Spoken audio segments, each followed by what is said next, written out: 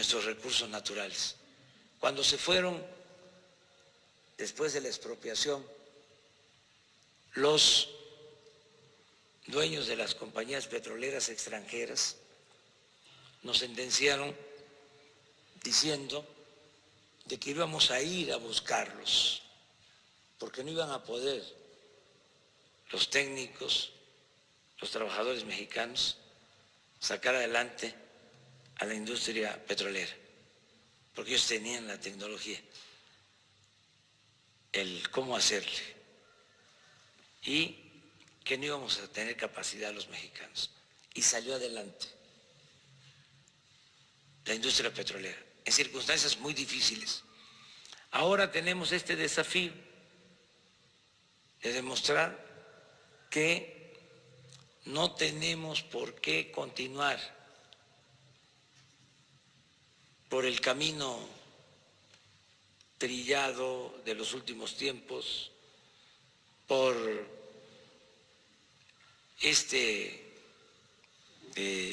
proyecto neoliberal o neoporfirista que ni siquiera funcionó en términos cuantitativos, porque en 36 años no ha habido crecimiento económico, que no es desarrollo. En 36 años México retrocedió, no avanzamos, no hubo crecimiento económico como lo hubo en otras épocas. 50 años antes de que se impusiera la política neoliberal, la economía de México creció a una tasa promedio anual del 6%, y en el periodo neoliberal, en 36 años, en promedio 2%. Y aumentó como nunca la corrupción.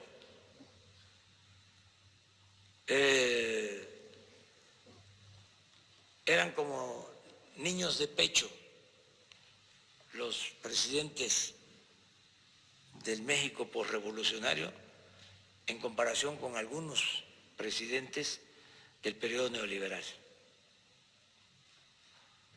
Creció la pobreza.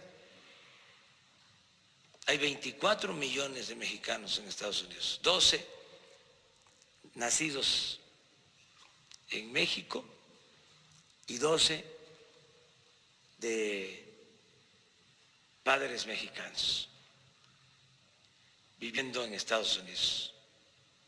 Se desató la inseguridad, la violencia, se afectó algo que es fundamental para tener una convivencia sana, en paz, con tranquilidad. Se rompieron familias, hubo mucha desintegración familiar, se afectó el tejido social, se abandonó a los jóvenes. Entonces todo eso es el saldo, es el fruto podrido de la política neoliberal.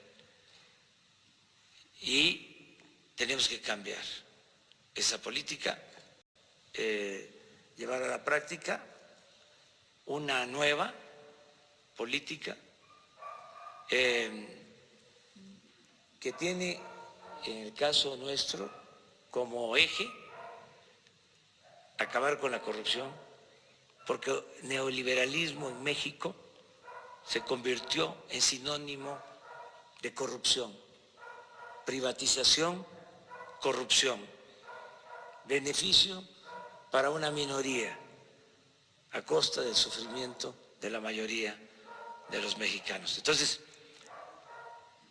el nuevo proyecto pasa por desterrar la corrupción, por acabar con la impunidad, porque exista un verdadero Estado de Derecho, no de chueco, no de cohecho. Pasa también por la justicia, por la igualdad. Tiene que ver en lo internacional con el apego a los principios de no intervención, de autodeterminación de los pueblos, de solución pacífica a las controversias, de cooperación para el desarrollo, cooperación entre los pueblos, entre las naciones, entre los gobiernos. Eso es lo que estamos acreditando. Y yo le invito a que participe dándole seguimiento, evaluando este proceso. Es muy interesante porque hay desafíos y apuestas en el sentido de que no vamos a poder y nosotros decimos sí, sí se puede. Y en poco tiempo, hasta eso, no va a transcurrir mucho tiempo, vamos a saber. Hasta ahora vamos bien y de buenas. La gente, que es lo principal, decía el presidente Juárez, con el pueblo todo, sin el pueblo nada. La gente está apoyando, está respaldando. Y queremos llevar a cabo este cambio, esta transformación. Queremos acabar con la corrupción, con la impunidad,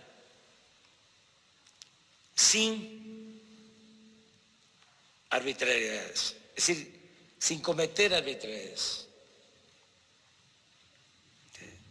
No imponernos por la fuerza,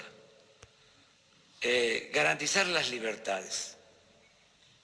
Vamos al cambio por el camino de la concordia y de la democracia, de las libertades, debatiendo, porque no tienen elementos nuestros adversarios,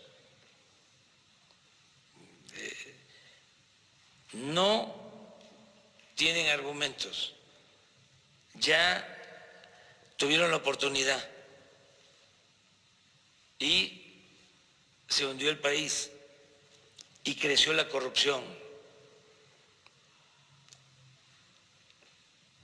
Por eso,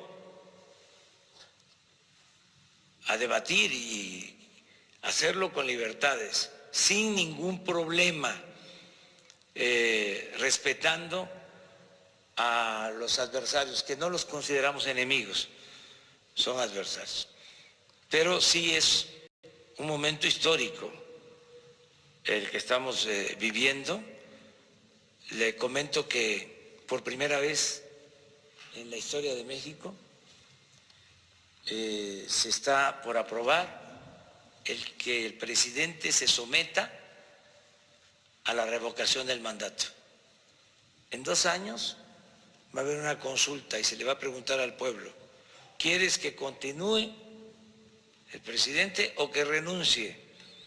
Porque el pueblo pone y el pueblo quita.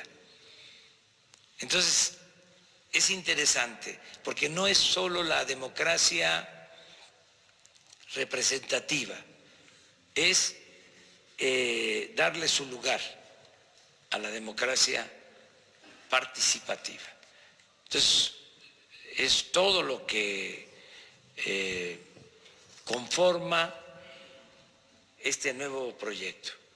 Democracia con libertad y dimensión social. Y muchas gracias. Muchas gracias.